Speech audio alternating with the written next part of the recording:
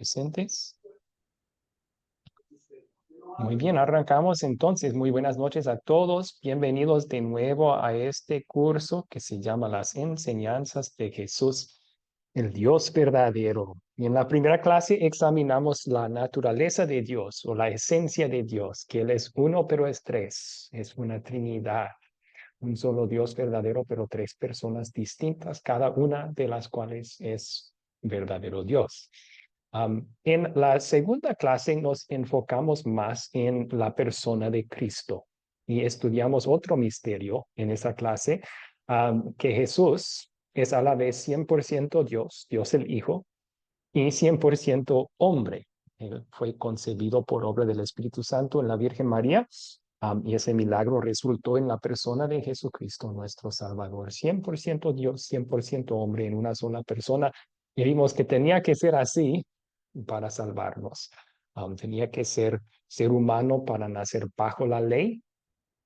Tenía que ser Dios para poder cumplir esa ley perfectamente en nuestro lugar, y para que su muerte como nuestro sustituto pagara para los pecados de todo el mundo. Y ahora, hoy vamos a enfocarnos más en la obra de Cristo. Ya estudiamos a profundo la persona de Jesucristo, ahora vamos a hablar de la obra principal de Jesucristo y sus oficios también. La Biblia le da tres oficios que nos traen mucho consuelo. Así que comencemos con una oración pidiendo a nuestro Señor que nos bendiga en nuestro tiempo en su palabra hoy. Oremos. Señor y Salvador Jesús, nos acercamos a ti como mendigos y tú eres el único de quien podemos recibir alimento espiritual para satisfacernos eternamente. No podemos ayudarnos a nosotros mismos, pero tú nos has salvado por tu gracia. Te alabamos por esta salvación y pedimos tu bendición sobre nuestro estudio de tu obra maravillosa. Es en tu nombre que oramos. Amén. Ok, ahora vamos a repasar las preguntas que puse como tarea. Son repaso del video de instrucción que ustedes miraron. Así que la primera pregunta de repaso fue: ¿qué versículos de la Biblia se usaron en el video para mostrar que los humanos no podemos salvarnos a nosotros mismos? ¿Quién quiere contestar esa pregunta? Por lo menos dan uno o dos versículos y dejar que otro compañero comparta más. Rocío levantó su mano. Excelente, Rocío, preparada para la clase.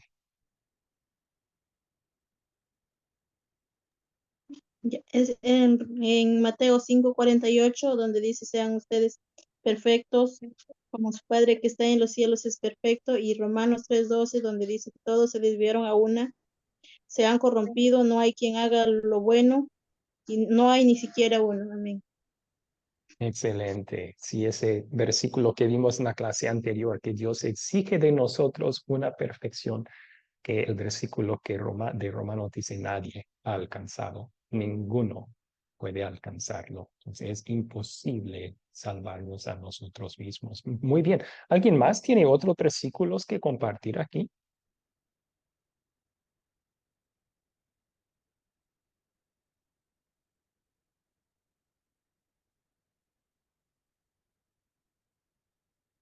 Sí, Cristian levantó su mano y luego escuchemos de Ernesto también. Cristian, por favor, ¿quiere compartir otro versículo que demuestra que no podemos salvarnos a nosotros mismos? Sí, la hermana ahí justo leyó en Romanos 3:12, ¿no? Y Ujú. Isaías, perdón, y Mateo 5, bueno, Isaías 64:6 dice, todas nuestras obras son como trapos de inmundicia. Suena fuerte, ¿no? Ese texto. Ujú. Y Romanos 3:23, por cuanto todos pecados están destituidos de la gloria de Dios. Quería agregar eso. Gracias. Excelente, excelente, muy bien. Entonces, unos piensan, yo me puedo mejorar, me puedo salvar con mis buenas obras, mi buena conducta. Ese versículo de Isaías dice, no, eso también es contaminado por el pecado, porque somos pecaminosos. Entonces, ni eso nos puede salvar. Es más pecado que Dios tiene que perdonarnos. A mí vamos a explorar eso un poco más en un ratito. Por último, Ernesto iba a compartir un versículo. Ernesto, ¿quiere compartir uno?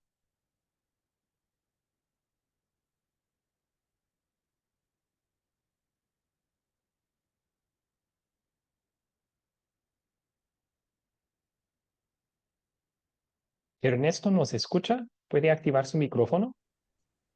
Ahora sí, te escucho. Bueno, Ahora sí. buenas noches. Sí, Sí, buenas como noches. dijo el anterior hermano,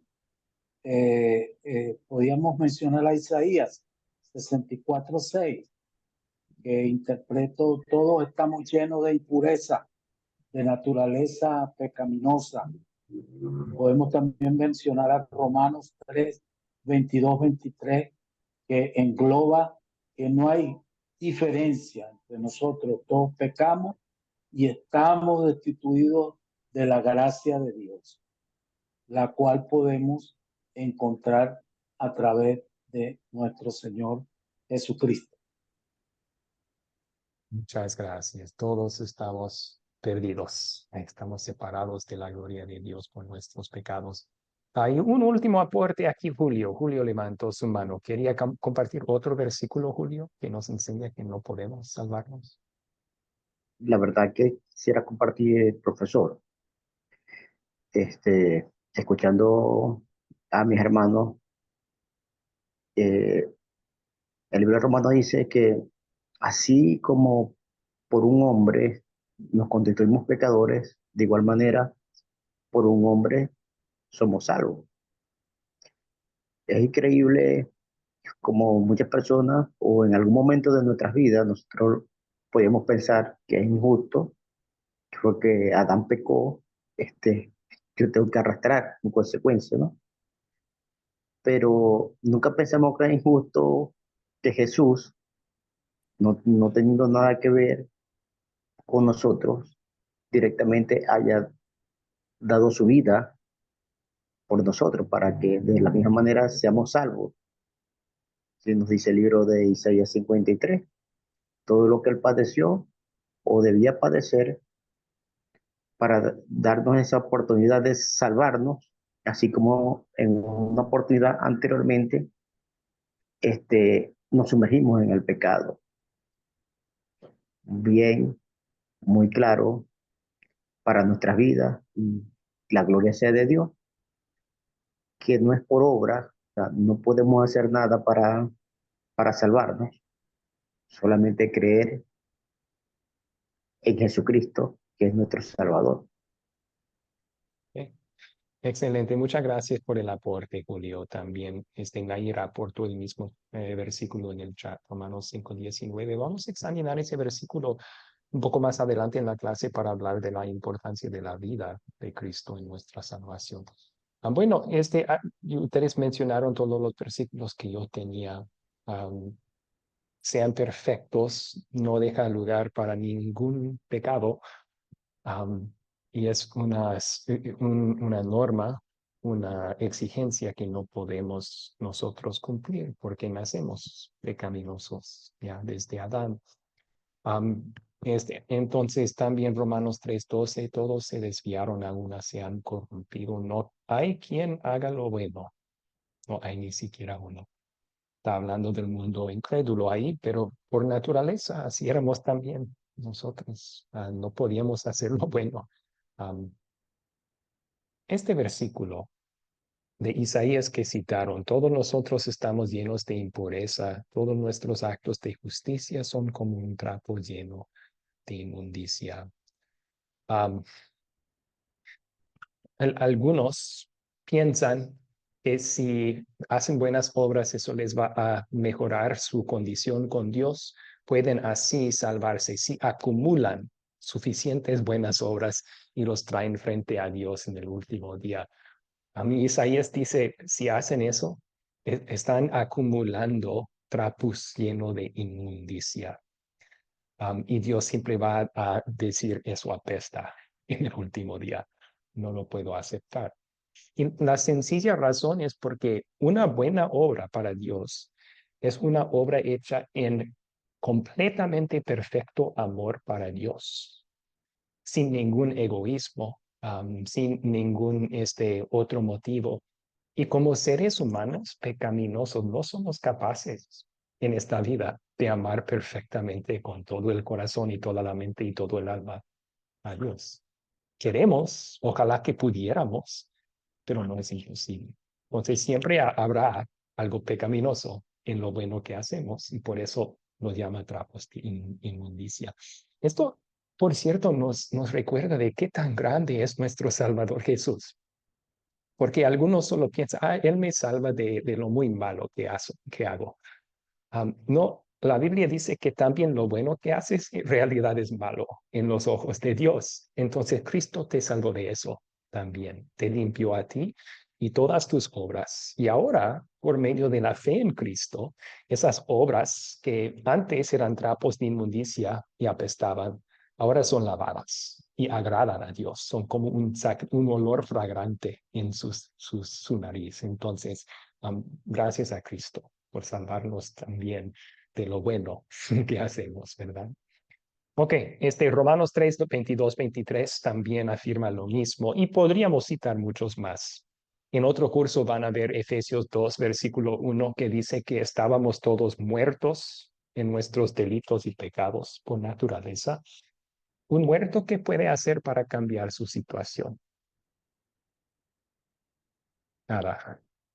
Requiere un milagro de parte de otro para cambiar su situación. Entonces, igual, estamos muertos espiritualmente por naturaleza, no podíamos hacer nada, ni levantar un solo dedo para salvarnos y acercarnos a Dios. Dios tenía que hacer todo por nosotros. Y esa es la maravillosa gracia que vamos a estudiar más esta noche. Entonces, hablando de Dios haciendo todo para salvarnos, ¿qué hizo Jesús para nuestra salvación en su muerte? ¿Qué aprendieron del video en cuanto a eso? ¿Qué aprendieron sobre lo que Jesús hizo para nuestra salvación en su muerte?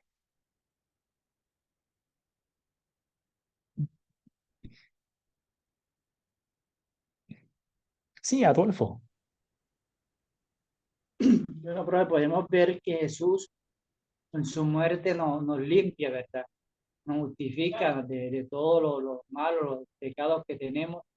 Él viene en esa cruz y se pone en lugar de nosotros que merecíamos ese castigo. Él toma en sí, en su cuerpo, en su naturaleza humana, Él toma ese castigo para Él y nos libra de ese pecado que nosotros teníamos y somos limpiados a través de esa muerte que sufrió en la cruz. Y me gustó que utilizó la palabra justificado. Dios nos declara inocente porque Cristo satisfizo la justicia de Dios en nuestro lugar. Muy bien. Lucas levantó su mano. ¿Quería agregar algo ahí? Sí, yo lo que pude anotar fue más o menos parecido a lo que él dijo, puse, nos reemplazó en todo lo que nos tenía que tocar a nosotros por pecadores, dejó el pecado en la cruz y nos hizo libre y nos dio vida eterna por medio de su sacrificio y cumplió la voluntad divina del Dios Padre. Ok, de acuerdo, estaba cumpliendo la voluntad divina de Dios el Padre y fue así que Dios cargó sobre Cristo nuestros pecados y le castigó a Él en nuestro lugar. Y así estamos perdonados. Un último aporte aquí, Cristian. Levantó su mano, por favor, Cristian.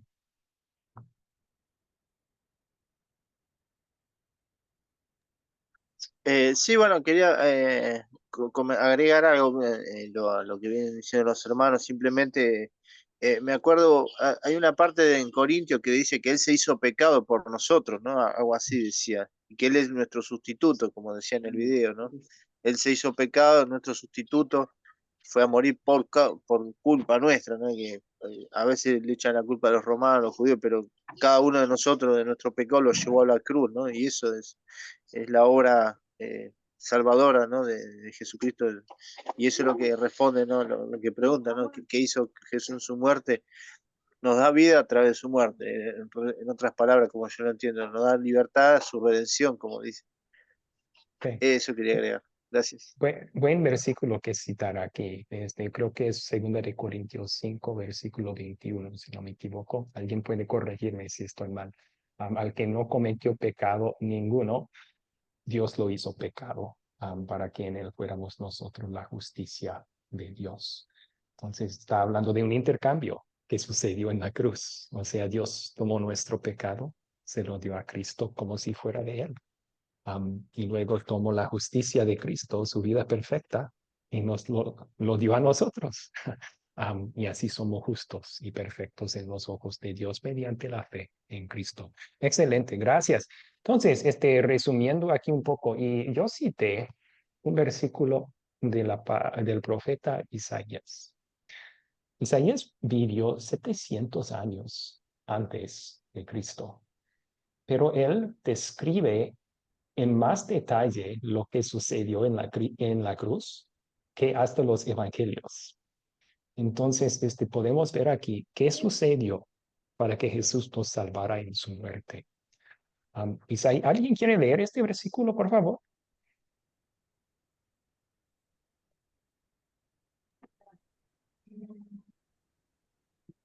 Sí, Cristina, por favor, Cristina. Isaías 53:5. ¿Se escucha bien? Profesor. Sí, le escucho bien, le escucho bien. Hay algunos otros estudiantes que tienen el micrófono abierto, entonces voy Sí, a guardar en mudo. sí. Adelante.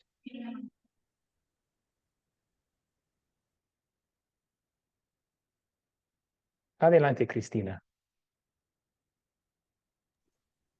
Isaías 53:5. Mas el herido fue por nuestras rebeliones, molido por nuestros pecados, el castigo de nuestra paz fue sobre él, y por su llaga fuimos nosotros curados.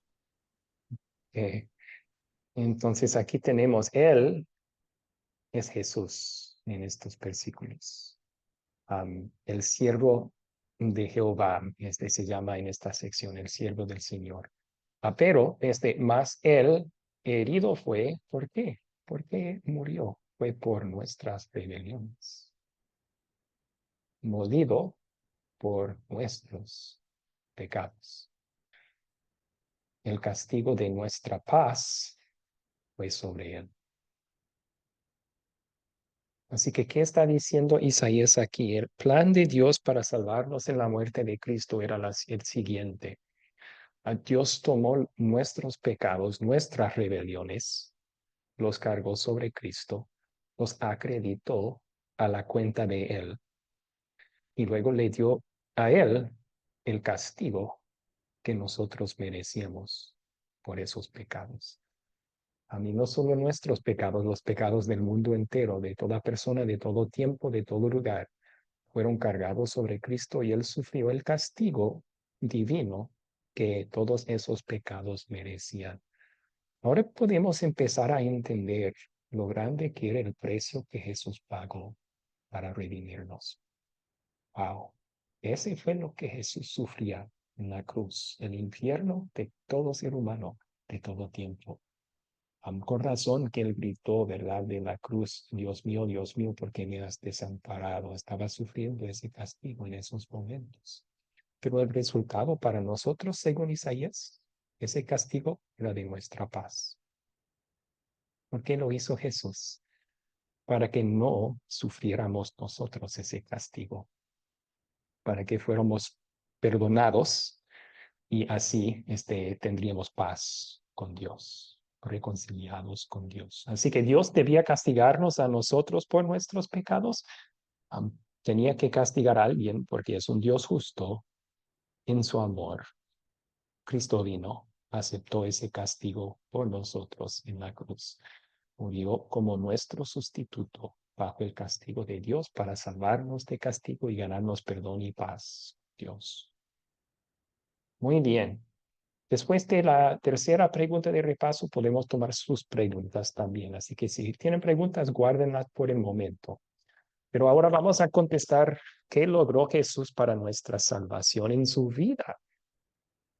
¿Qué logró Jesús para nuestra salvación en su vida. ¿Qué aprendieron en el video sobre eso?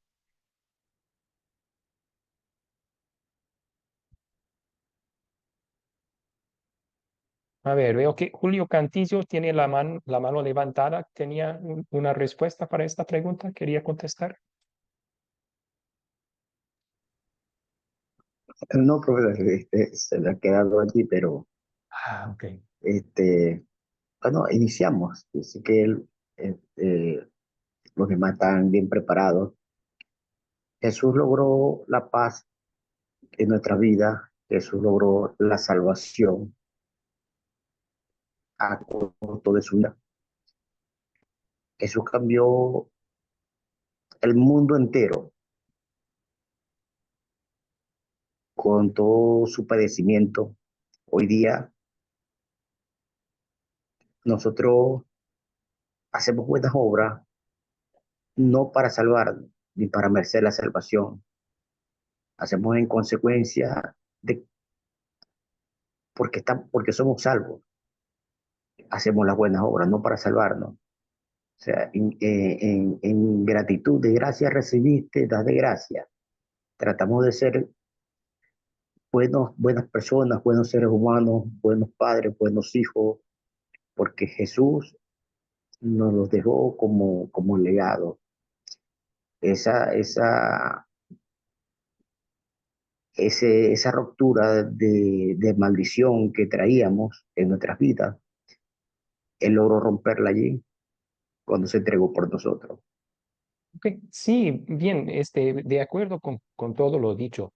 A lo mejor otro estudiante puede explicar qué tenía que ver la vida de Jesús con hacer eso por nosotros, ¿verdad? Su vida de 33 años antes de morir en la cruz por nosotros. Y escuchemos de Nair. Nair levantó su mano. Nair, ¿qué tiene que ver la vida de Jesús con nuestra salvación?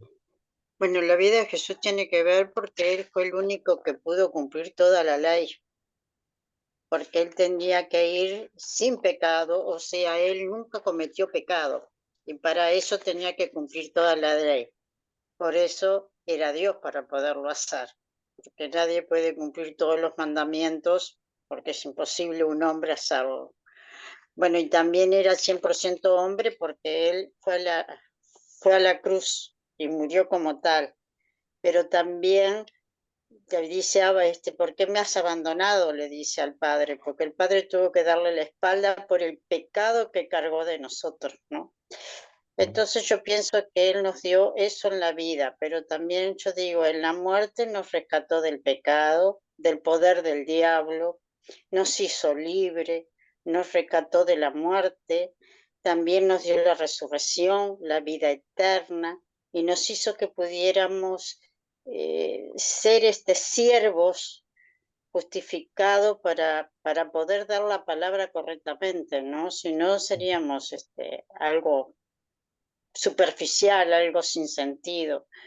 Yo pienso que tenemos muchas cosas, ¿no? Él lo hizo todo por gracia y por amor a nosotros.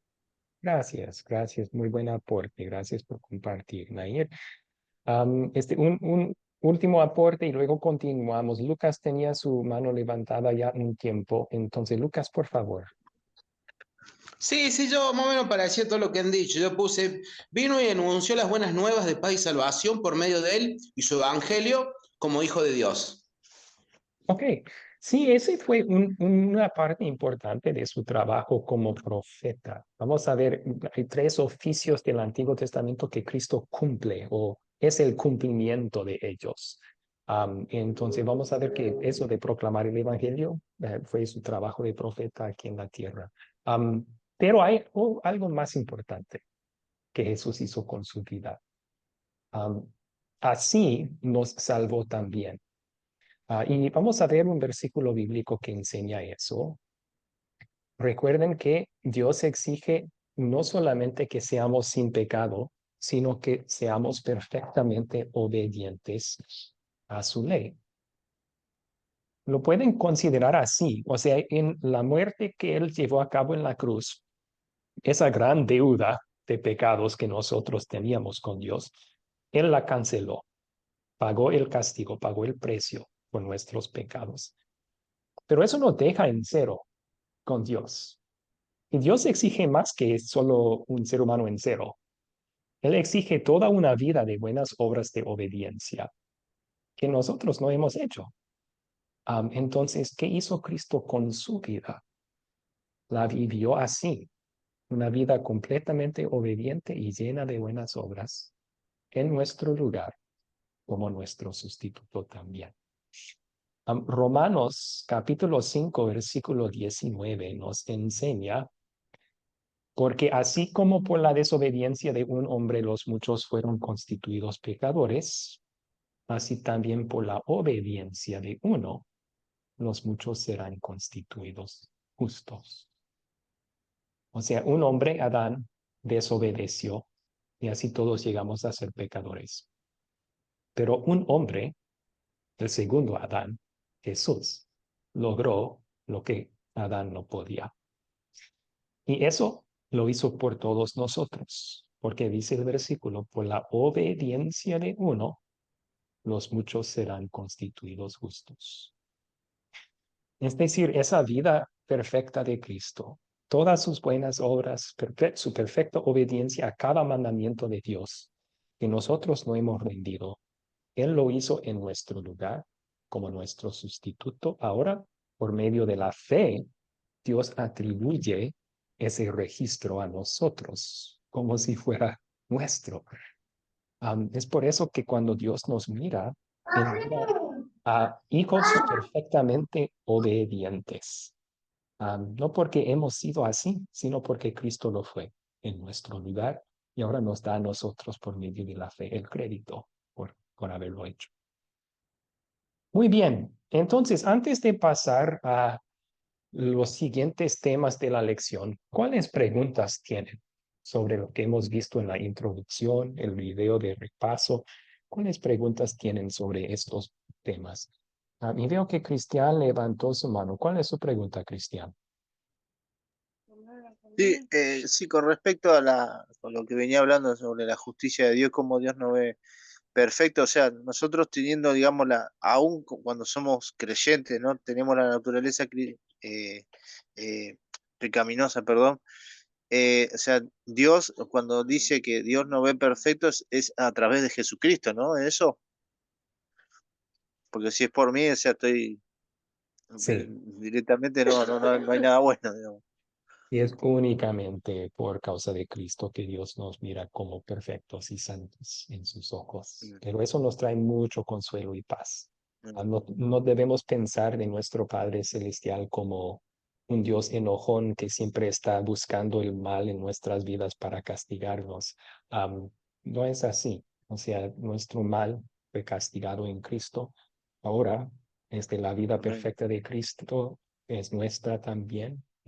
Dios nos mira con todo el amor con el cual Él mira a su propio Hijo Jesucristo también. Y eso nos trae mucho consuelo. Sí. Gracias, Cristian. ¿Cuáles otras preguntas tienen sobre estos temas?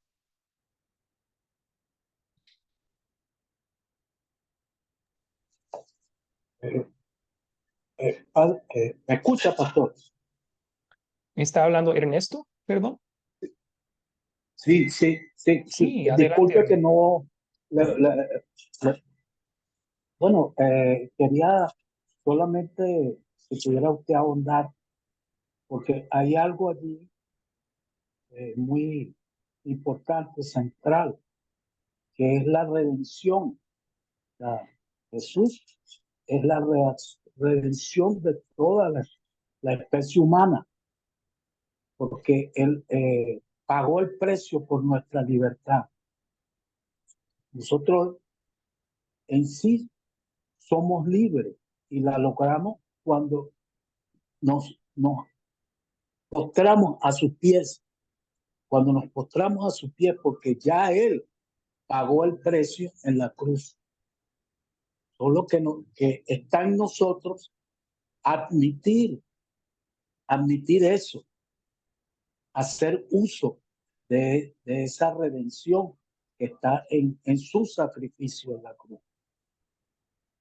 Sí, vamos a pasar unos minutos más adelante en esta misma clase hablando de la redención. Es una forma de describir en la cual la Biblia describe la obra maravillosa de Cristo por nosotros, nos redimió. Y vamos a hablar de eso más adelante en esta misma clase. Gracias por sobresaltar eso. ¿Cuál es su pregunta, Julio? Julio Cantillo, ¿tiene una pregunta?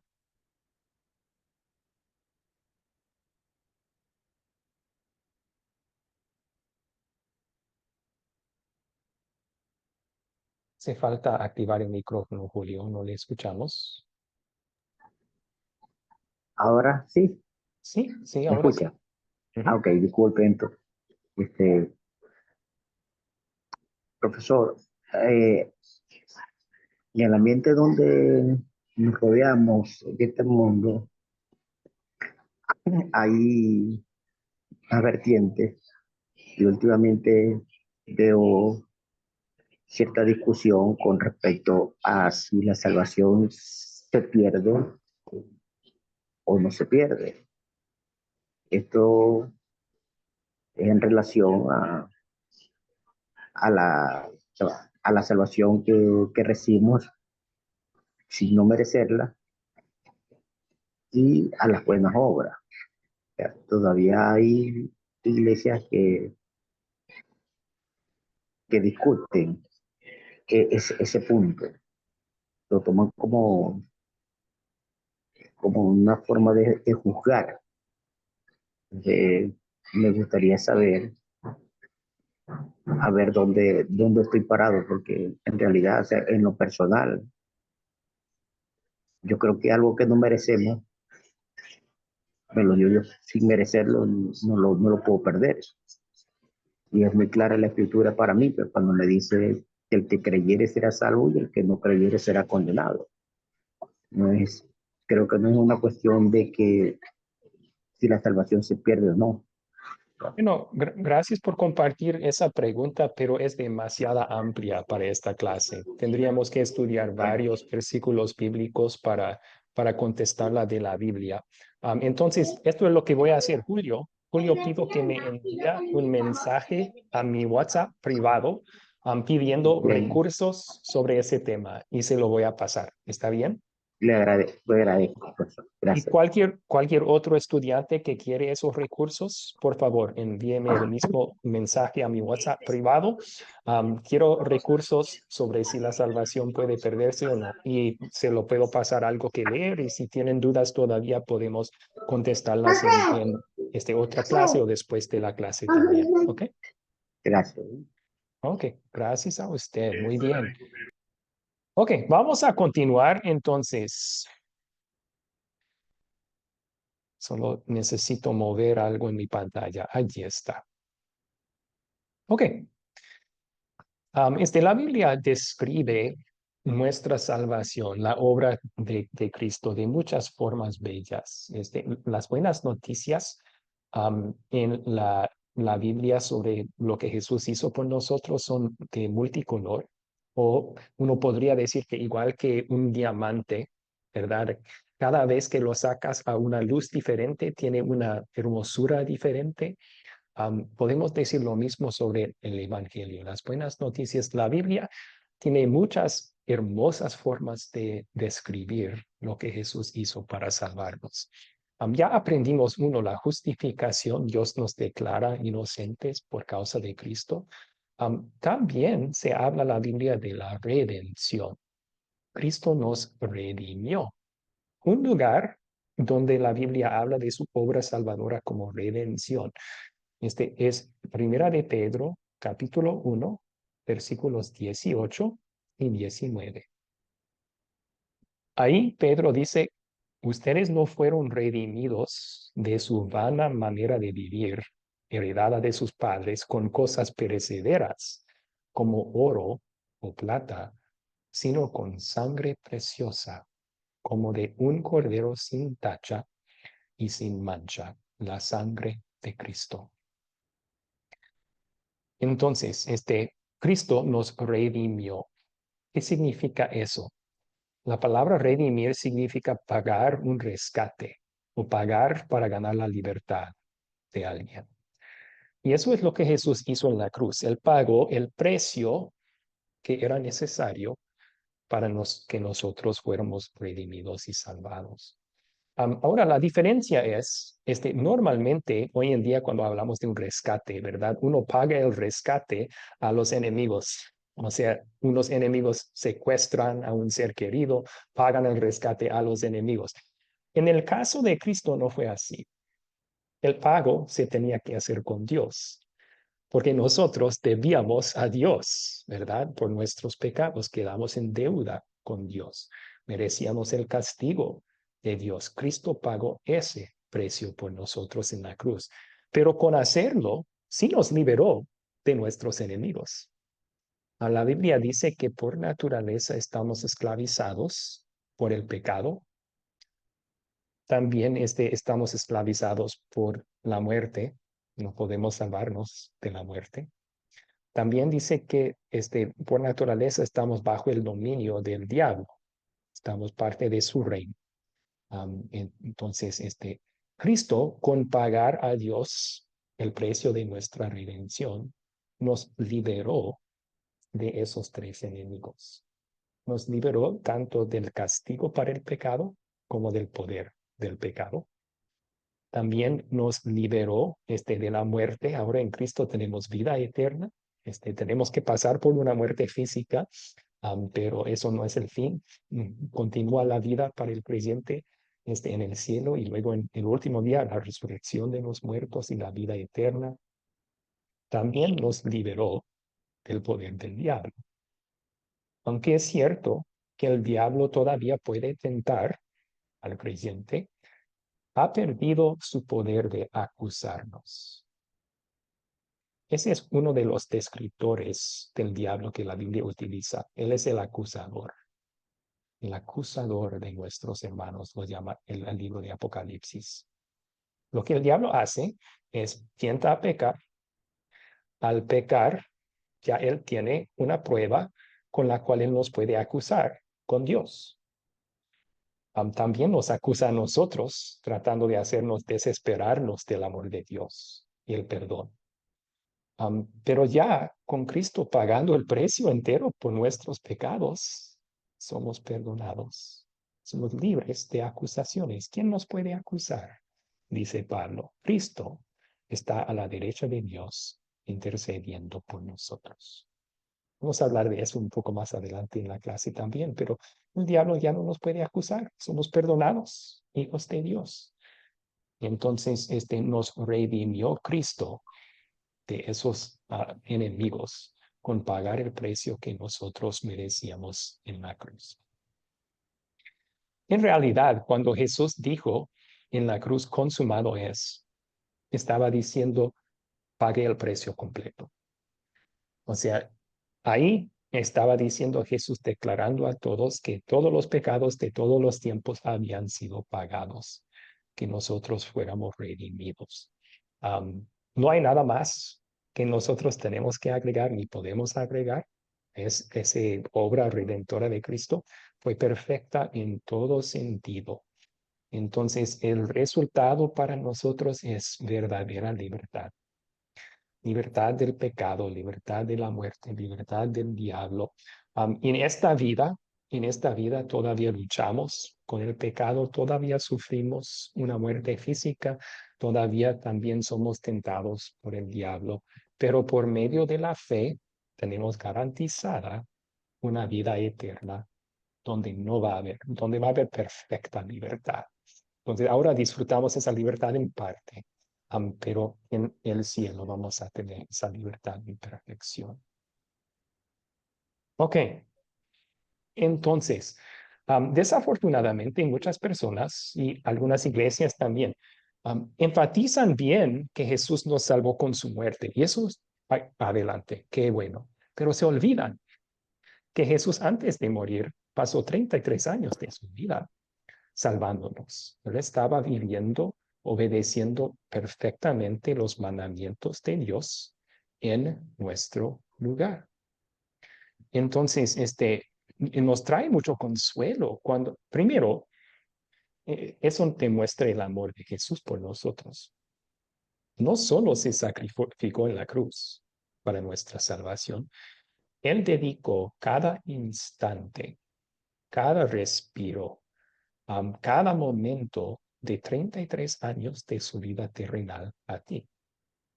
Estaba haciéndolo todo, obedeciendo los mandamientos de Dios perfectamente para ti, en tu lugar, para poder darte su registro de obediencia, para que ahora Dios te considera siempre un hijo obediente por causa de Cristo también. Entonces, eso nos muestra qué amor, que Jesús estaba pensando en mí durante 33 años, esforzándose para vivir perfectamente y lo logró. Así me salvó también. También nos trae mucho consuelo. Cuando estamos sintiendo culpa por algo que hicimos, ¿verdad? A lo mejor fue un pensamiento de codicia o de egoísmo, o nos enojamos, perdimos la paciencia y sentimos culpables por haberlo hecho. Podemos mirar a Cristo, recordar, ok, yo fui débil, yo caí, pero Él no. Él nunca perdió su paciencia. Él nunca tenía codicia. Él nunca cometió el pecado que yo cometí. Y ahora, por causa de Cristo, Dios me mira así también, como si nunca hubiera cometido ese pecado tampoco, como un hijo completamente obediente. Entonces nos trae mucho consuelo esa enseñanza también. Bueno, ¿qué significa eso para nuestras vidas? Que Cristo nos salvó con su vida y muerte, nos redimió con pagar el precio por nuestra libertad. Podemos vivir en libertad. Y algunos piensan que la libertad es yo puedo decidir lo que me dé la gana hacer. Puedo escoger el bien o puedo escoger el pecado. La Biblia, cuando habla del escoger el pecado, eso no lo llama libertad. Lo llama volver a tu esclavitud. Estás volviendo a tu esclavitud si escoges pecar. La verdadera libertad para el Hijo de Dios es poder, en amor y en gratitud, ahora obedecer a Dios. No como buena obra para salvarnos, sino porque ya somos salvos en amor y gratitud. Nos esforzamos todos los días. Tenemos una energía en nuestros corazones para poder vivir para Dios. Eso lo expresa muy bien Romanos 12, versículo 1. Ahora que Jesús nos compró con nuestra sangre, ¿cómo vamos a vivir? Pablo dice, así que por las misericordias de Dios les ruego que se presenten ustedes mismos como un sacrificio vivo, santo y agradable a Dios. Así es como se debe adorar a Dios. Entonces nuestra vida entera es un sacrificio de alabanza y de gratitud a Dios por habernos salvado en Cristo. Muy bien, tomemos otra pausa para preguntas antes de continuar con una tercera parte a la clase. ¿Cuáles preguntas tienen?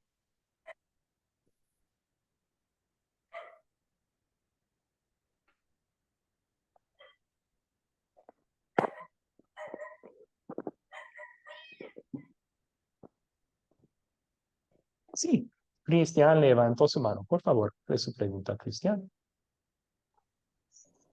Sí, no, más que nada lo que usted decía sobre el tema de la libertad del creyente, ¿no? Porque hay algunos que lo toman para el otro lado, ¿no? Como dice la carta de Judas, lo toman para el lado del libertinaje, ¿no? Y no es eso, ¿no? Eh, yo justamente me estaba viendo lo que le pasó al pueblo de Israel, ¿no? Cuando Dios lo sacó con Moisés, y la libertad era para que lo que vi ahí era que Dios quería que lo libertara al pueblo, pero para servirle a Dios, para adorarlo a Dios. No es para hacer lo que, como bien decía, para hacer lo que, por ejemplo, a mí me libera, y no es para hacer lo que me da la gana a mí. Es para servirlo a Dios y para servir a otros, ¿no? Y eso es lo que Dios quiere, ¿no? Gracias. Exactamente. Sí, exactamente. Por eso enfaticé que un creyente que decide pecar, bien debe saber que no está libre para hacer eso, más bien está volviendo a su esclavitud. y si lo continúa haciendo podría resultar ser completo esclavo a su pecado otra vez. Entonces, otra forma de decirlo es cuando la Biblia habla de la libertad, es lo que no podíamos hacer antes como incrédulos, porque como incrédulos no podíamos hacer ninguna cosa buena, ninguna cosa que agradaba a Dios. Vimos esos versículos de Romanos que enfatizan eso. Ahora Cristo nos ha salvado de eso, pero también nos ha liberado para poder servir a Dios, para poder hacer lo que antes no podíamos, agradar a Dios con nuestras vidas.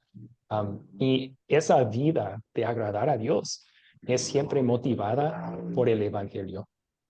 Las buenas nuevas de Cristo tengo que escucharlas todos los días porque eso me motiva para vivir como un hijo redimido de Dios, vivir libre. Sí. Gracias, gracias. Muy bien. Julio, tenía una pregunta aquí, Julio. Sí, profesor. Desde cuando estamos hablando de esa libertad, bien puede como traer confusión, como hablamos ahorita de lo que le preguntaba, de ambas partes. Pero creo que no podemos soportar totalmente cuando Pablo le dice a los corintios, todo me es lícito, mas todo no me conviene. Todo me es lícito, pero todo no me edifica. O sea, si tenemos esa palabra presente, yo creo que nos equilibra. O sea, ¿a dónde está la libertad? Y yo creo que esas palabras de Pablo no están diciendo que ya no hay ninguna ley que aplica en nuestras vidas. Sí, la ley de Dios todavía se aplica a nuestras vidas. La voluntad de Él que se expresa muy bien en los 10 mandamientos. No tendrán otros dioses delante de mí, no tomen mi nombre en vano, escuchen la palabra, honren a sus padres. Todo eso es todavía su voluntad para nuestras vidas. Lo que ha cambiado es la motivación. O sea, antes estábamos bajo la obligación de cumplir la ley y la amenaza de que si no cumples, morirás, vas a ir al infierno. Cristo sufrió el infierno para salvarnos de eso. Cristo vivió perfectamente, obedeció la ley en nuestro lugar, nos salvó de la obligación de la ley. Ahora seguimos la ley como nuestra guía, movidos por el amor de Dios en salvarnos. Entonces, sigue siendo el espejo que nos muestra nuestros pecados, pero también la guía para nuestras vidas cuando reconocemos que ya somos perdonados y salvos en Cristo, esa ley de Dios. Sí. Entonces, estoy de acuerdo con su cita, pero tal vez eso aplica más a diáfora, cosas que Dios no ha mandado ni prohibido.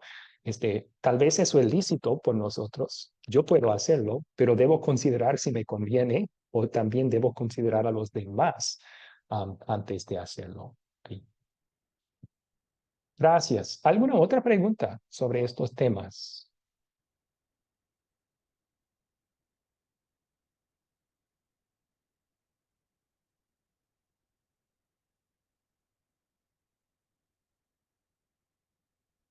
Ok, entonces estudiamos un poco sobre el triple oficio de Cristo. En el Antiguo Testamento, Dios daba muchas leyes civiles y ceremoniales para su pueblo Israel, que el Nuevo Testamento enseña ya no están en fuerza. Una de ellas es el sacrificio de ovejas, de corderos, etc. El Nuevo Testamento hace claro, eso no aplica ya. Este otro ejemplo sería las leyes sobre sacerdotes. El Nuevo Testamento indica eso ya no es aplicable en el Nuevo Testamento. También había leyes civiles sobre el rey que ellos tenían.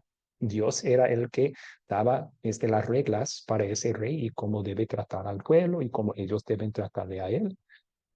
Esos oficios, profeta, sacerdote y rey, que eran parte de las leyes ceremoniales y civiles de Israel, hallan su cumplimiento perfecto en la obra de Cristo. Y vamos a ver unos versículos bíblicos que enseñan esto. También hablar del consuelo que nos da, que Cristo ejerció estos oficios por nosotros y sigue ejerciendo estos oficios por nosotros en el cielo. Entonces, primero Jesús como rey. ¿Puedo tener un voluntario para leer Juan capítulo 18, 33 al 36?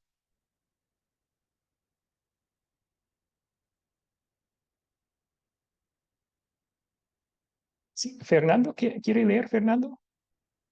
¿O no? Pensé que levantó su mano, pero...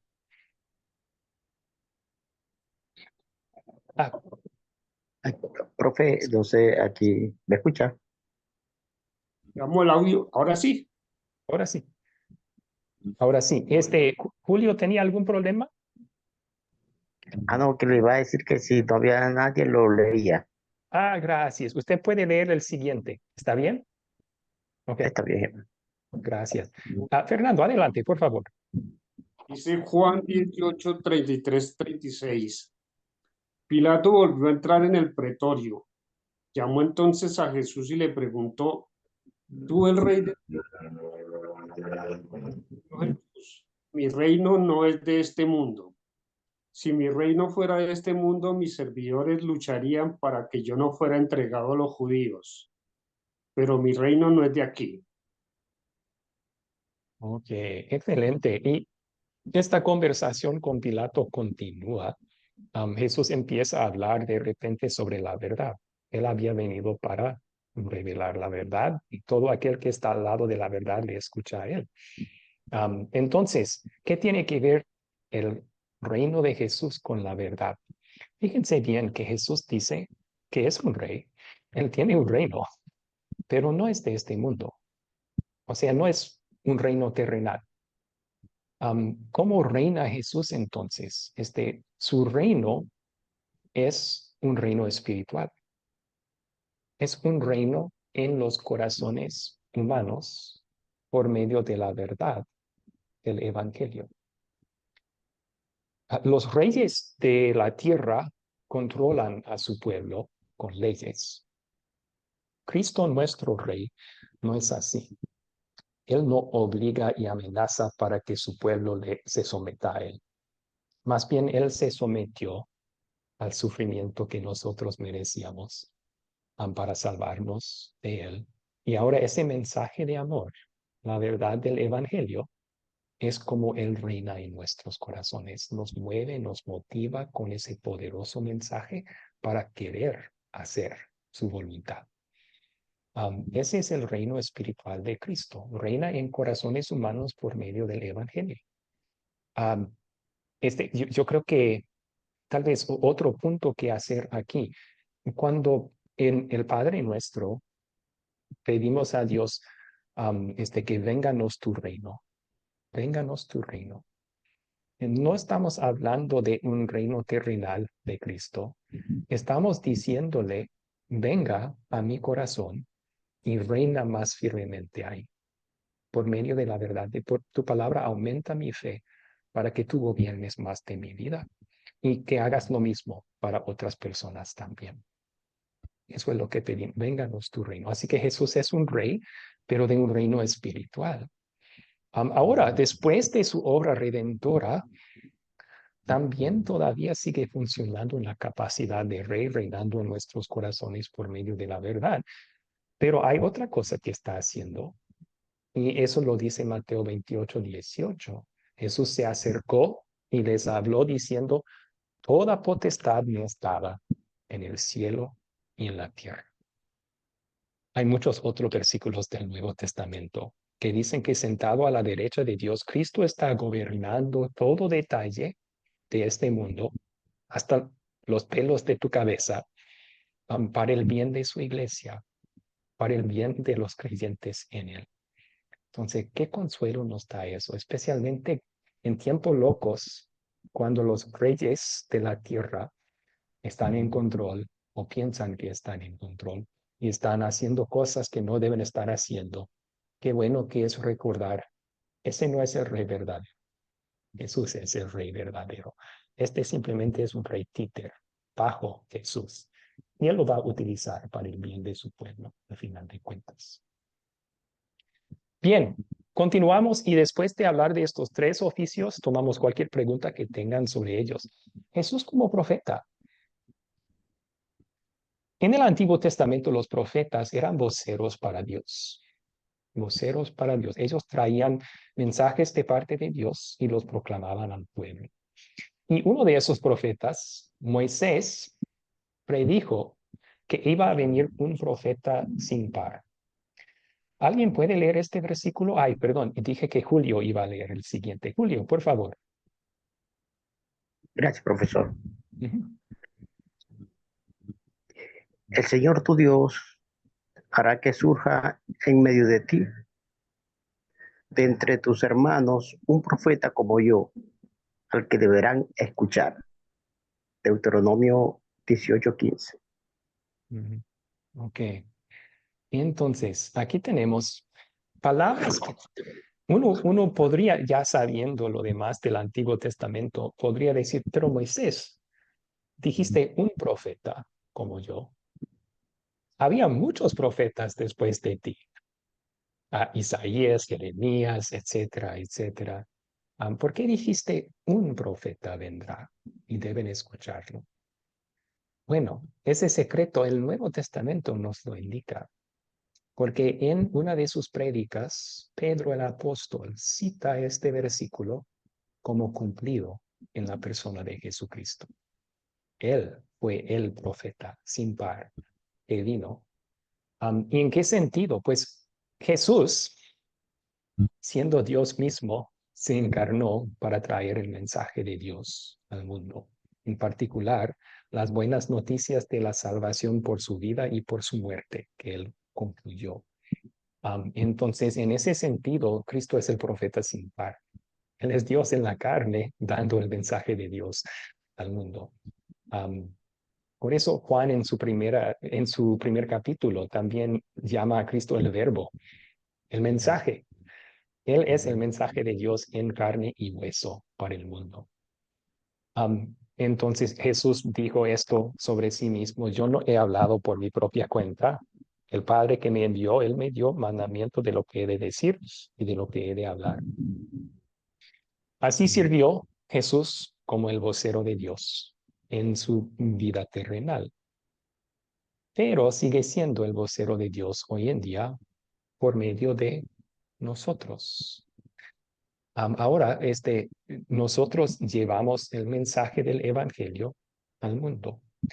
Somos los voceros, como Pablo dice en una de sus cartas, somos embajadores de Cristo, ¿no? Él nos envía con su mensaje al mundo. Entonces, en ese sentido, Cristo sigue siendo el profeta, solo que Él nos da fe y nos prepara y capacita y nos envía con su propio mensaje. Ok, ¿y qué tal Jesús como sacerdote? Vamos a leer unos versículos sobre esto. Voluntario para leer esta primera en Hebreos 7, 26 al 27.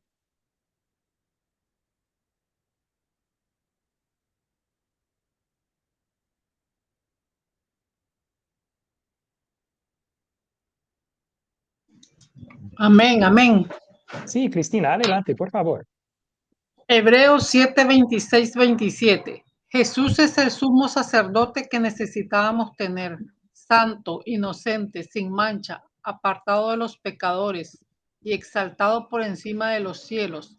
No es como los otros sumos sacerdotes que diariamente tienen que ofrecer sacrificios, primero por sus propios pecados y luego por los del pueblo. Jesús hizo esto una sola vez y para siempre cuando se ofreció a sí mismo. Amén. Excelente, muchas gracias, Cristina. Entonces, aquí está diciendo el autor a los hebreos que ese papel, ese oficio de sacerdote, en particular sumo sacerdote en el Antiguo Testamento, halló su cumplimiento perfecto en la persona de Cristo. Entonces, en un sentido, ¿cómo funcionó como nuestro sacerdote en su vida terrenal? Pues esto lo dice acá. Jesús hizo un solo sacrificio que para siempre nos gana perdón y salvación. Fue mucho superior a los sumos sacerdotes del Antiguo Testamento en todo sentido. Aquí explica que ellos tenían pecados propios que tenían que ser expiados. Cristo no. Él más bien vino para expiar nuestros pecados y lo logró con su sacrificio en la cruz. Un sacrificio que paga por todos los pecados para siempre.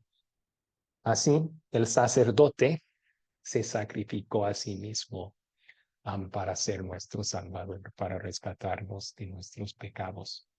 Pero la Biblia indica en Hebreos, pero también en Romanos 8, que Jesús sigue trabajando desde el cielo como nuestro sacerdote. ¿Alguien puede leer Romanos capítulo 8, versículo Yo, 34? amén, profe, yo lo leo. Por favor, Adolfo, gracias. ¿Quién es el que condena? Cristo es el que murió, más aún el que también resucitó, el que además está a la diestra de Dios, el que también intercede por nosotros.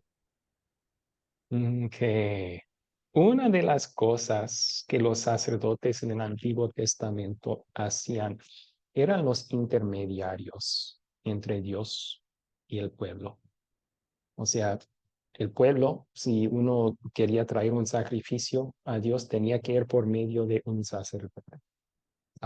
También ellos intercedían por el pueblo, ellos oraban por el pueblo y aseguraban que con los sacrificios que estaban haciendo, estaban cumpliendo la voluntad para que fuera perdonado el pueblo. Ahora, ese papel de intercesión, de intermediar, fue cumplido perfectamente con Cristo. Él es nuestro intermediario con Dios. Él intercede por nosotros todos los días de nuestra vida como creyentes. Y esta enseñanza nos trae mucho consuelo también. Les voy a contar una pequeña historia. Mi papá me dijo una vez que cuando él era niño, él tenía la idea que si él iba a morir, él quería morir después de ir a la iglesia. ¿Por qué? Porque en la iglesia él escuchó las buenas noticias. Yo soy perdonado, yo soy salvo. Él dijo, si voy a morir, entonces espero que sea muy pronto después, porque más tarde el mismo domingo voy a estar peleando con mi hermano, voy a cometer algún pecado, y luego tengo que esperar hasta el siguiente domingo para ser perdonado otra vez. Luego aprendió esta verdad, que Cristo está intercediendo por nosotros 24/7 con el Padre. ¿Qué significa eso? Significa que en nuestra vida, cuando de repente nos llega una tentación y seguimos, fallamos por nuestra debilidad, pecamos, Cristo en ese mismo momento dice del creyente al Padre, dice, no, ya pagué por ese pecado también, no me castigues, ya sufrí ese castigo por ese pecado. Está intercediendo por nosotros con el Padre. Qué consuelo nos da eso, ¿verdad? Entonces, ya tenemos los tres oficios de Cristo. Cristo como rey, Cristo como profeta, Cristo como sacerdote. Entonces, antes de tomar sus preguntas, un breve resumen. Hablamos de formas en las cuales Cristo cumplió esos oficios durante su vida terrenal y formas en las cuales está cumpliendo ese papel en el cielo por nosotros todavía. Vamos a dar un resumen. Y si quieren tomar apuntes sobre esto, pueden hacerlo, porque creo que esto va a ser parte de su proyecto final. ¿Ok? Entonces, Cristo como rey no estaba reinando en su vida terrenal espiritualmente, como un rey terrenal, sino estaba reinando en los corazones de personas por medio de la verdad que él estaba proclamando. En su vida terrenal, Cristo hacía eso. También con su vida terrenal como nuestro rey vencedor, él venció nuestros enemigos, venció el pecado, el diablo y la muerte por nosotros. Se puede incluir eso. hay otros versículos que hablan de eso que no tenemos tiempo de estudiar. Ahora sigue reinando en corazones de creyentes por medio del Evangelio. También reina sobre todas las cosas para el bien de la iglesia. Y así cumple esa función de rey todavía. Jesús como profeta.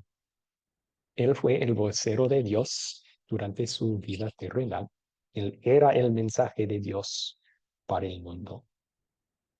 Ahora, ascendido al cielo, Él sigue preparando a creyentes para ser sus voceros, para proclamar las buenas nuevas al mundo.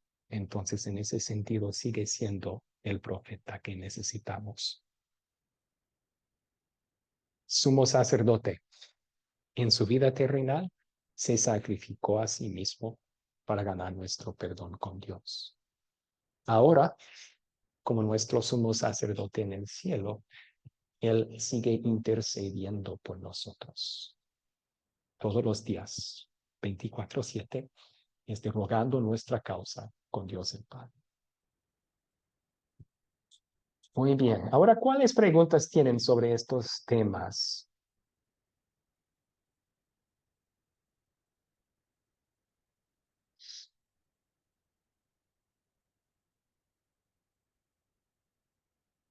Adolfo levantó su mano. ¿Cuál es su pregunta, Adolfo? Bueno, profe, cuando estábamos hablando si el reino de Dios sería celestial y no terrenal, ¿cómo podemos entender cuando Él dice que habrá cielos nuevos y tierra nueva? Sí, sí, ahí está hablando de nuestro hogar eterno, ¿no? La Biblia enseña que después del día de juicio, o en el día de juicio, después del juicio mismo, Jesús va a destruir este cielo y tierra que Él creó, y va a hacer uno nuevo por nosotros, donde mora la justicia, dice Pedro, citando a Isaías, donde está esa promesa. Entonces, en ese momento sí, este, vamos a ver visiblemente que Jesús reina sobre todo. Y el reino del mundo se hará el reino de Cristo. Por ahora entendemos eso por fe. Aunque no podemos ver a Cristo reinando sobre todo aquí, Él sí gobierna todo detalle del mundo.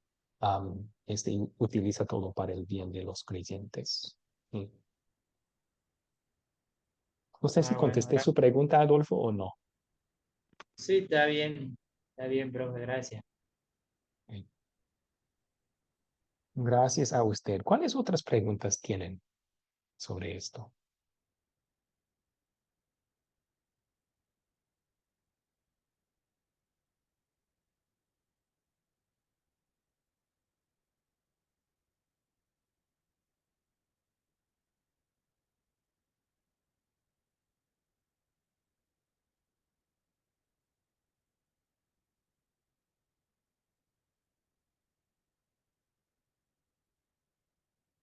Ok. Cristian levantó su mano. Cristian, ¿cuál es su pregunta? Sí, en base a lo que o sea, viene explicando, digamos, sobre el reino de Dios. O sea, es el reino espiritual, dijo, ¿no? Y que, o sea, el reino en cada corazón, ¿puede ser? Porque Este, según la declaración que... Sí, a ver, ¿puede repetir la pregunta? Perdón.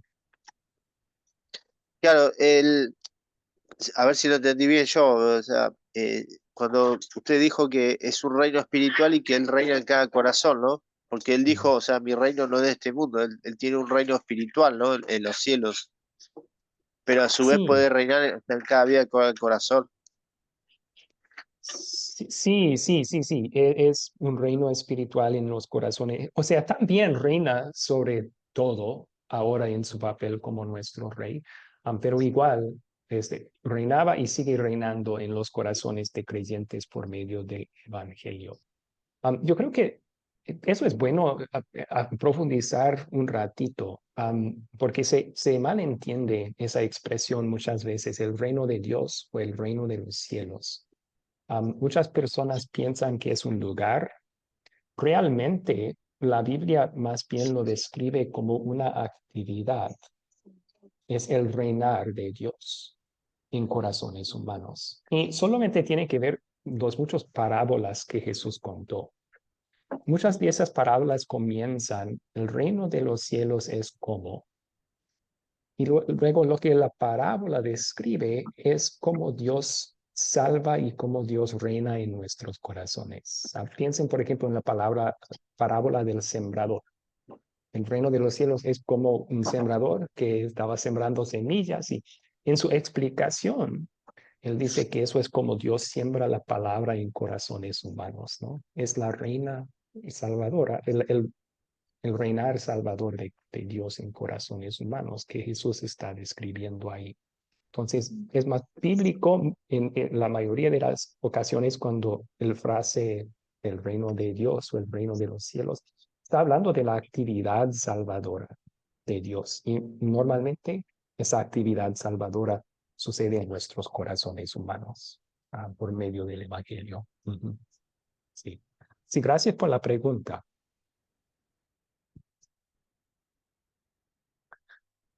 Muy bien. ¿Alguien más tiene preguntas aquí?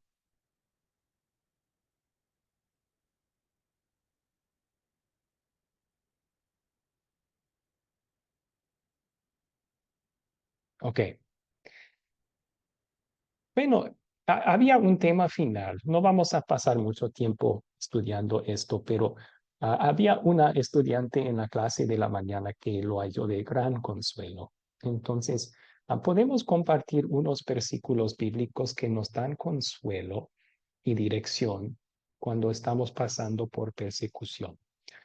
Y a lo mejor están preguntando, ¿qué es ese dibujito extraño que está en la pantalla? Esto es graffiti muy antiguo. Probablemente fue hecho alrededor del 150 después de Cristo o 200 después de Cristo tal vez. Y es graffiti anticristiano. Aquí tienen y pueden ver en el graffiti un señor que está adorando, tiene su mano levantada, ¿no? Aquí tenemos un personaje en la cruz. ¿Quién será eso? Jesucristo, ¿no? Pero esta persona en la cruz, según el que dibujó este graffiti, tiene cabeza de qué? Cabeza de burro. Ah, ok. Y aquí el griego debajo de esto dice Alexamenos, ese es un nombre, Alexamenos es él, Sebete Theon. Alexamenas adora a su Dios. ¿Qué pensaba este artista? No es muy buen artista, pero ¿qué pensaba este artista sobre Alexamenos y su Dios? Que eran ridículos. Qué tonto. Adorar a un Dios que muere en una cruz. Entonces, en toda época, creyentes hemos enfrentado persecución. Hoy en día, en nuestros lugares, tal vez no es persecución física. No creo que en sus países estén encarcelando a creyentes por hablar de su fe. Hay otras partes del mundo donde sí está sucediendo. Vayan a Irán y traten de evangelizar allá, a ver qué sucede. Probablemente vas a pasar tiempo en la cárcel o te van a matar. Entonces sigue ese tipo de persecución, pero la persecución que nosotros sufrimos muchas veces es más psicológico o emocional, ¿no? Hay una familia dividida por causa de Cristo. Unos creen, otros rechazan. Ese puede causar conflictos, persecución dentro de la misma familia. O vas al trabajo llevando tu Biblia y tus amigos en el trabajo se burlan de ti. Ahí está el Señor Biblia, ¿verdad? Am, este, enfrentamos este tipo de persecución como creyentes hoy. Entonces, ¿qué podemos aprender de la Biblia de esto? Primero, recordemos que no nos debe sorprender esto. Jesús prometió, este, me persiguieron a mí, ustedes, mis seguidores, les van a perseguir también. Él prometió eso en palabras plenas y claras para sus discípulos. Pablo también explica por qué hay persecución así. El mensaje de la cruz es una locura para los que se pierden, pero para los que se salvan es poder de Dios. Vemos esa verdad dibujado aquí. El que dibujó este graffiti pensó que el mensaje de la cruz era una locura. Solo un Dios burro moriría en una cruz. Nosotros, que por el Espíritu Santo hemos llegado a creer en Cristo nuestro Salvador, vemos ese mensaje como la suma sabiduría, el sumo poder para salvarnos y nos maravillamos cuando consideramos que Dios murió por nosotros en la cruz, que Cristo murió por nosotros en la cruz. Entonces, otro versículo que podemos tomar en cuenta cuando estamos pasando por esta persecución, Apocalipsis 2:10. Los creyentes en ese tiempo eran perseguidos también. Juan, escribiendo a 7 iglesias, hablaba de la persecución cuando hablaba con muchos de ellos. No tengas miedo de lo que vas a sufrir, dice Juan, pues el diablo pondrá a prueba a algunos de ustedes y los echará en la cárcel y allí tendrán que sufrir durante 10 días. Tú sé fiel hasta la muerte y yo te daré la corona de la vida. Tenemos dos detalles que nos dan consuelo aquí. Los números en Apocalipsis muchas veces son simbólicos. 10 es el número de perfección, el número de un tiempo completo, algo completo. Entonces, con decir, ustedes van a estar en la cárcel 3 días, 10 días, perdón. Está diciendo Dios, el tiempo que van a pasar perseguidos es un tiempo completo, pero limitado por mí. Eso nos recuerda que la persecución es temporal. Está bajo las manos de Dios y solo es por un breve tiempo. Después, ¿qué tenemos esperándonos? La corona de vida. Toda una eternidad de reinar con Cristo en la eternidad. Entonces, eso nos ayuda cuando estamos pasando por momentos de persecución. Podemos recordar, pero un día voy a estar con corona al lado de Cristo. Y ese día va a permanecer para la eternidad. Y ahí no va a haber persecución. Eso nos puede ayudar a ser fiel hasta la muerte. Y en algunos otros versículos sobre la persecución, Cristo aquí dice que igual que se burlaron de él, se van a burlar de nosotros. Al discípulo debe bastarle con ser como su maestro y al siervo como su señor. Si al dueño de la casa, Jesús, lo han llamado Beelzebub, y sí, algunos le llamaron un demonio, ¿cuánto más a los de su familia? Entonces debemos, como miembros de la familia de Dios, esperar que el mundo incrédulo se va a burlar de nosotros. Y cuando sucede, en vez de pensar, pobre nosotros creyentes, debemos pensar, bienaventurados somos. Bienaventurados los que padecen persecución por causa de la justicia, porque de ellos es el reino de los cielos. Bienaventurados cuando sufrimos persecución. ¿Por qué? Porque es un recordatorio que pertenecemos a Cristo, que somos salvos. No estarían persiguiéndonos si no fuera así. Entonces podemos decir, somos bendecidos en esta persecución, porque una señal que pertenecemos a Jesús y tenemos el reino de los cielos, ¿no? Por último, un versículo que habla de la persecución que sufrió Jesús y nos trae su consuelo en nuestra persecución también. Fijemos la mirada en Jesús, el autor y consumador de la fe, quien por el gozo que le esperaba sufrió la cruz y menospreció el oprobio y se sentó a la derecha del trono de Dios. los lectores de esta carta estaban sufriendo persecución. Durante esa época, el cristianismo era ilegal, el judaísmo era todavía legal. Muchos de los lectores de esta carta tal vez estaban considerando, porque eran hebreos, solo voy a volver al judaísmo. Y en toda la carta les exhorta, no hagan eso. No pierdan lo que tengan en Cristo, lo que tienen en Cristo. Aquí está animándoles a sufrir persecución fijando la mirada en Jesús. Porque, ¿qué hizo Jesús por nosotros? Él sí sufrió el oprobio de la cruz, la peor forma de persecución que había. ¿Pero por qué lo hizo? ¿Por obligación? ¿Y solo porque tenía que hacerlo? No, lo hizo por gozo. El gozo que le esperaba es saber que Él te había redimido. Saber que tú ya pertenecías a Él. Ese fue el gozo que causó a Cristo estar dispuesto a sufrir el oprobio de la cruz por nosotros. Entonces, eso nos mueve también. Si Cristo nos llama a sufrir persecución por Él, podemos también considerarlo un gozo. Muy bien.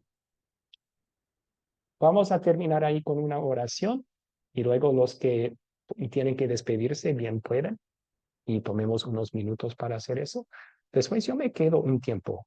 Si alguien tiene preguntas o dudas, me avisa. Oremos. Señor Jesucristo, tú eres nuestro Salvador, también nuestro Señor y Maestro, y nosotros, tus seguidores, tus discípulos, debemos esperar que nuestras vidas reflejen la suya, la tuya. Entonces, igual que tú, cuando caminabas aquí en la tierra, sufrías persecución, también debemos esperar sufrir persecución.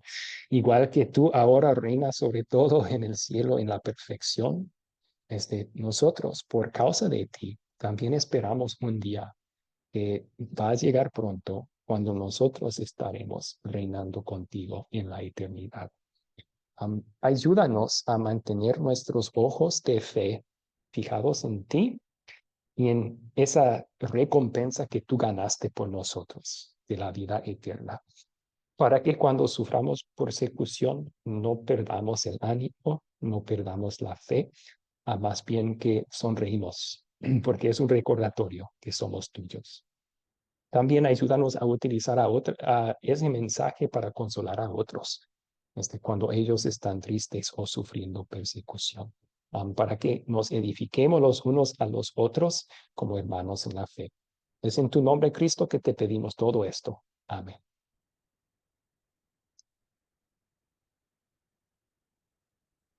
Muy bien. Ahora Buenas noches, tomemos profesor. Buenas noches con Buenas todos. noches, bendiciones para todos. Buenas noches, bendiciones. Igualmente, gracias. Buenas noches, Dios los bendiga a todos los hermanos, que tengan buenas noches. Muy buena la enseñanza. Igualmente, Cristian. Dios te bendiga mucho. Pastor. Buenas noches para todos. Buenas noches, Igualmente, pastor. Buenas noches, hermanos. igualmente, Buenas Eduardo. noches, Dios Igualmente, bendiga a Ernesto. todos. Buenas Feliz noches, descanso. Rosa. Igualmente, gracias. Dios le bendiga mucho.